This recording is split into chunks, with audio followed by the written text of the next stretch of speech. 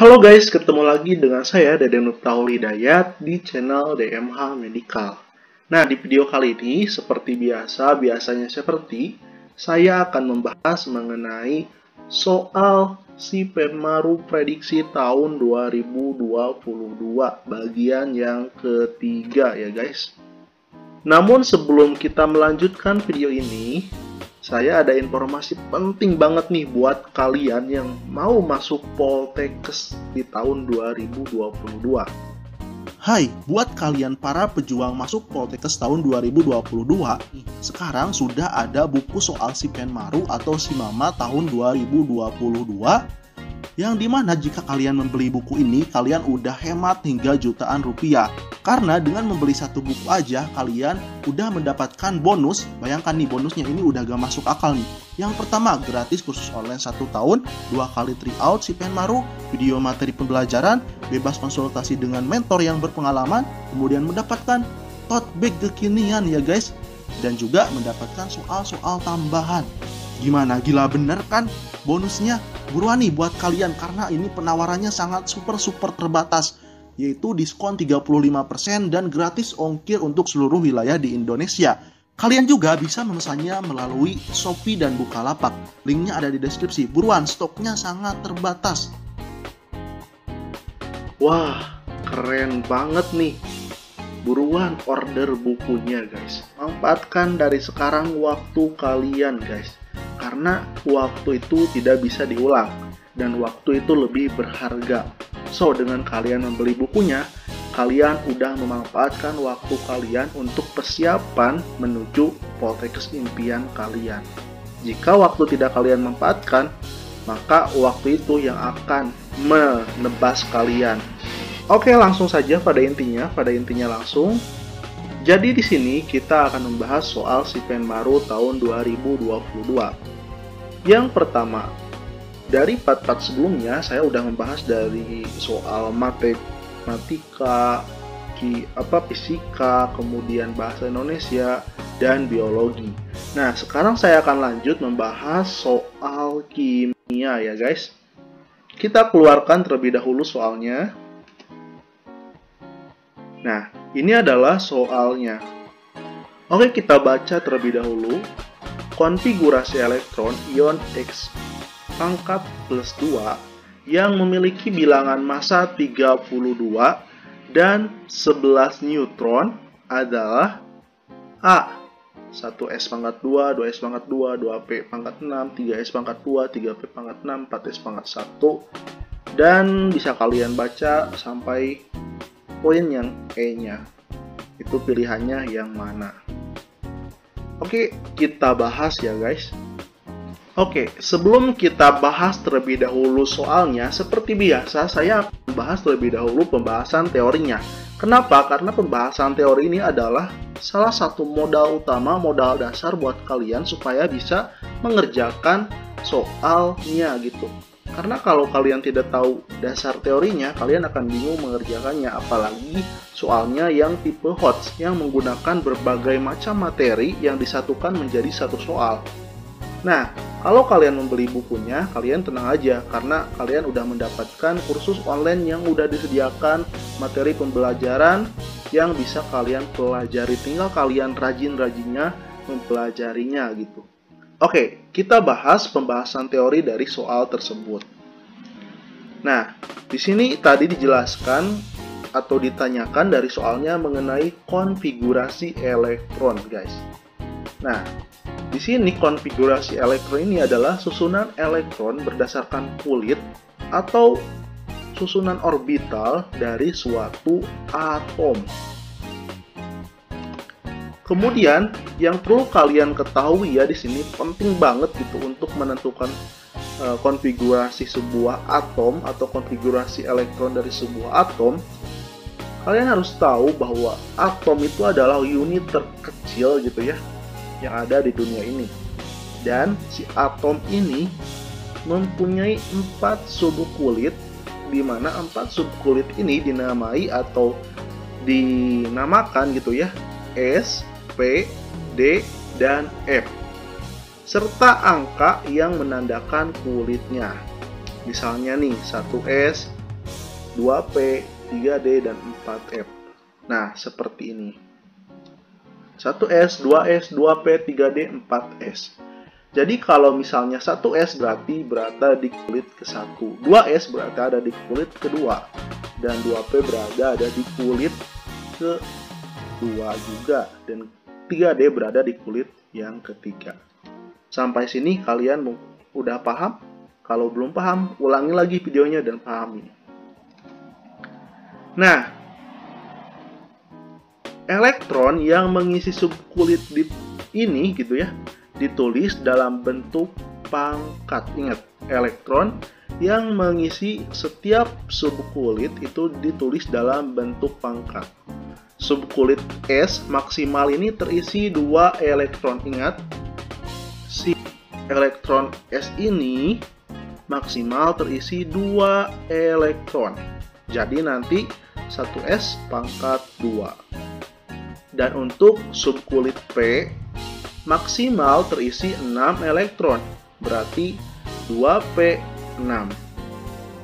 Dan D ini maksimal terisi 10 elektron. Dengan contoh 3D pangkat 10. Dan F maksimal terisi 14 elektron. Dengan contoh 4F pangkat 14. Nah, kalian paham sampai sini? Saya berikan satu contoh soal supaya kalian paham gitu ya. Nah, di sini ada satu contoh konfigurasi elektron atom karbon dengan jumlah elektron 6. Jadi, atom karbon ini berjumlah elektronnya 6. Berapa sih konfigurasi elektron dari atom karbon ini? Nah, ini dia. Konfigurasi atom elektron dari atom karbon ini gitu ya, adalah 1S pangkat 2, 2S pangkat 2, dan 2P pangkat 2. Nah, karena elektronnya ada 6, berarti 2 di S, karena maksimal S punya 2. Kemudian 2S-nya juga pangkat 2, karena elektronnya maksimal 2. Dan P ini maksimal kan 6, tetapi sisanya kan 2, berarti 2P2. Jadi, meskipun kurang gitu ya, dari 6, maka tetap ditulis di sini 2P2. Nah, itu yang harus kalian pahami. Nah, kemudian jumlah elektron ini diketahui dari mana, Kak? Nah, kita bahas nanti ketika membahas soal. Nah, ini dia pembahasan soalnya ya, guys. Oke, di sini diketahui dari soal itu bahwa ada ion atau ada atom dengan X pangkat 2+. Dan ada nomor masanya dari atom tersebut 32. Dan jumlah neutronnya adalah 11. Nah, di sini yang ditanyakan konfigurasi elektronnya itu berapa sih atau bagaimana sih? Oke, sekarang kita jawab ya. Nah, ion X pangkat 2 berarti ion X itu melepas 2 elektron sehingga bermuatan positif. Ingat, jadi suatu atom itu bisa melepaskan suatu elektron dan bisa menangkap suatu elektron. Nah, jika atom tersebut atau ion tersebut melepaskan elektron, maka nilainya positif. Ingat, positif ya. Jadi di sini ditulis ion X pangkat 2+. Nah, jika X-nya itu menangkap berarti min. Paham di sini ya? Ini dasar banget gitu dalam kimia yang harus kalian pahami antara neutron dan elektron atau melepas dan menerima. Kemudian di sini juga nomor massa atom X ini adalah 32 atau bobotnya gitu ya, 32. Dan neutronnya adalah 11. Sehingga disimpulkan di sini jumlah elektronnya dalam keadaan netral. Nah, ini adalah sebuah rumus yang harus kalian catat gitu ya ini. Ini adalah rumus untuk menentukan jumlah elektron ya guys. Nah, di sini jumlah elektron itu sama dengan nomor atom. Ingat. Jika nomor atomnya 6 seperti tadi atom karbon ya otomatis jumlah elektronnya itu sama dengan 6 juga. Nah, kalau dalam soal ini tidak diketahui jumlah elektronnya atau nomor atomnya. Nah, maka dari itu kita harus tahu terlebih dahulu nomor atom atau jumlah elektronnya. Dan untuk mencari nomor atom atau jumlah elektron, rumusnya adalah nomor massa dikurangi jumlah neutron. Maka jumlah elektronnya itu 32 dikurangi 11. Maka jumlah elektronnya adalah 21 ya guys. Nah, kita udah tahu nih jumlah elektronnya dari atom X ini adalah 21. Nah, karena si atom tadi atau si ion X2+ tadi ini melepas 2 elektronnya, ya melepas ya karena ada 12 tadi ini, jadi melepas 2 elektronnya. Maka atau sehingga elektronnya itu harus dikurangi 2 karena elektron awalnya itu 21 ya. Nah, dilepas 2 oleh si X ini, oleh si atom X ini, maka 21 dikurangi 2 sama dengan 19 elektron. Jadi, ada 19 elektron yang tersisa di atom tersebut atau yang dimiliki atom X tersebut. Nah, sekarang yang ditanyakan konfigurasi elektronnya. Kita cari nilai konfigurasi elektronnya. Nah, tinggal kita masukkan konfigurasi elektronnya adalah 1s2, 2s2, 2p6, 3s2, 3p6, dan 4s1. Nah, tinggal tambahkan 2, tambah 2, 4, tambah 6, 10, tambah 2, 12, tambah 6, 18, tambah 1, 19. Maka jawabannya yang mana nih? Jawabannya adalah yang A. Yeay. Jadi gimana? Terpecahkan bukan? Oke, kita lanjut ke soal yang berikutnya. Oke, di sini adalah soal bahasa Inggris ya guys. Karena banyak juga yang request juga yang bahasa Inggris itu harus dibahas katanya. Nah, sebenarnya rumus bahasa Inggris ini yang harus kalian kuasai, yaitu kalian harus menguasai bahasa Inggris sendiri. Kalau kalian udah paham bahasa Inggrisnya gitu, minimal tahu artinya gitu, kalian udah gampang gitu mengerjakan soal bahasa Inggris ini. Kenapa? Karena soal bahasa Inggris ini hampir mirip seperti bahasa Indonesia, tetapi bahkan lebih mudah gitu bahasa Inggris ini. Hanya saja persoalannya kita kurang tahu gitu ya. Nah, kalau di Poltekkes ini, di ujian si Penmaru ini, kebanyakan soalnya itu menggunakan teks-teks deskriptif atau seperti soal ini adalah prosedur gitu ya. Soal banyak deskriptif, kemudian soalnya banyak teks-teks seperti report dan lain-lain gitu ya. Dan kalian yang harus menentukannya, kalian harus menentukan topiknya, kemudian apa saja yang ada di dalam teks tersebut. Jadi kalian harus bisa membaca bahasa Inggris gitu dan paham. Itu rumus gitu ya supaya kalian lolos dan mampu menguasai bahasa Inggris ini atau soal bahasa Inggris di Penmaru ini.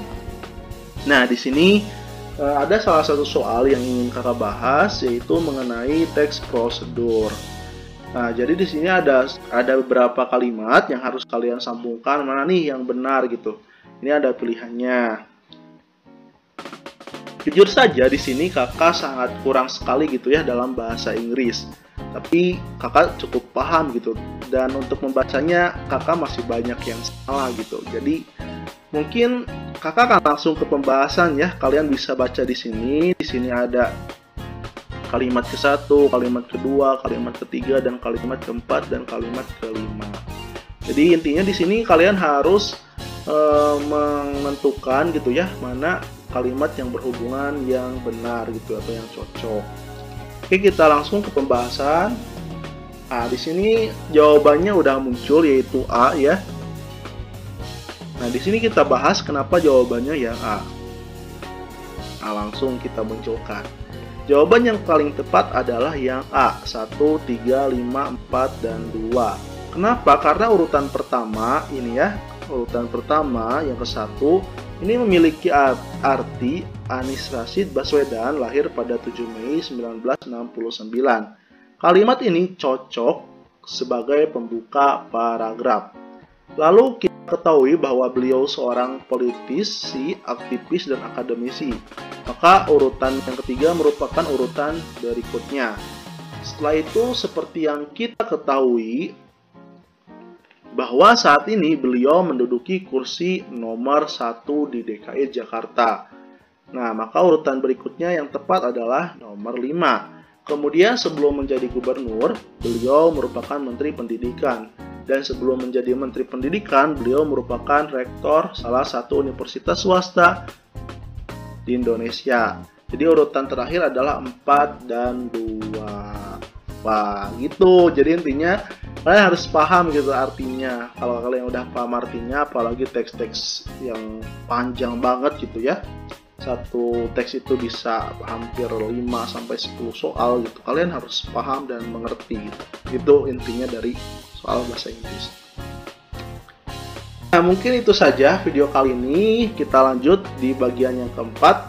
Terima kasih buat kalian yang udah nonton. Yang mau traktir saya gitu ya, atau mau beli bukunya, atau mau traktir kopi saya supaya bibir saya tidak kering banyak bicara gitu ya. Buat kalian semua membahas soal, kalian bisa klik link di deskripsi. Oke, saya Deden Hidayat. Sampai jumpa kembali di video selanjutnya.